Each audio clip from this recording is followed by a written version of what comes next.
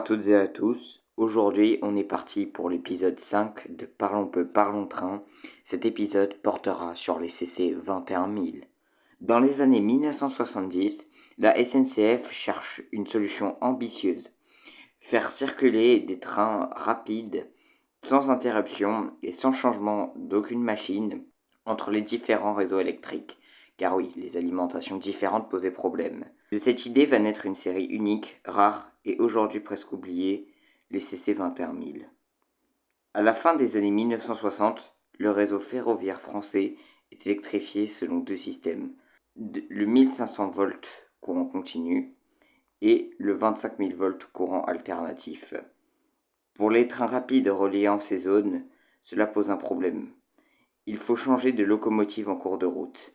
La SNCF souhaite alors une machine capable de fonctionner sous les deux tensions afin de gagner du temps.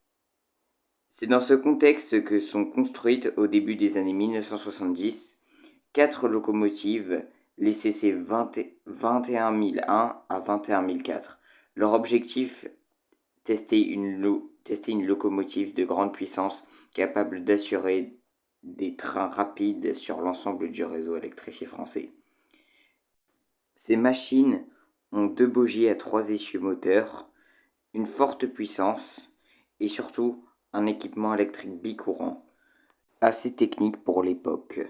Chaque locomotive devient une série de tests roulants destinés à valider le futur des locomotives électriques. Les CC 21000 doivent relever un défi technique majeur, fonctionner aussi bien en courant continu qu'en courant alternatif. Des transformateurs, des redresseurs et une chaîne de traction capable de s'adapter sont ajoutés à la locomotive. Le passage d'un système électrique à l'autre peut se faire sans changement de locomotive. Mais cette polyvalence a un prix. La mécanique et l'électronique deviennent plus complexes. Durant leur carrière, les CC 21000, principalement les trains rapides et express sur des relations reliant différentes zones d'électrification. Malgré leur effectif pas très grand, elles montrent quand même que le concept bicourant qui vient d'être créé pour des locomotives puissantes est fonctionnel. Cependant, leur statut de série très limité les rend atypiques dans le parc SNCF. L'exploitation évolue. Les spécificités techniques des CC 21000 deviennent moins indispensables face à l'arrivée de locomotives plus modernes et standardisées. Certaines machines sont alors modifiées pour être mises dans les CC 6500. Retirées du service après plusieurs décennies d'exploitation, les CC 21000 restent une série pas très grande, mais importante dans l'histoire ferroviaire française. Aujourd'hui, elle symbolise une période d'expérimentation SNCF.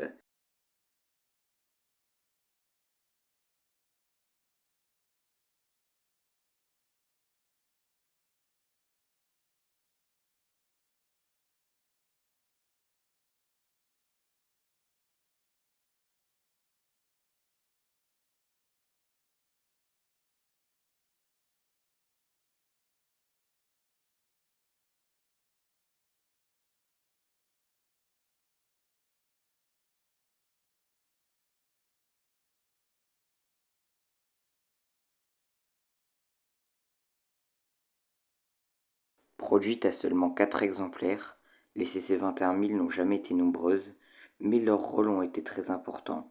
Elles représentent une étape dans l'évolution des locomotives françaises vers la performance. Une petite série pour une grande transition ferroviaire.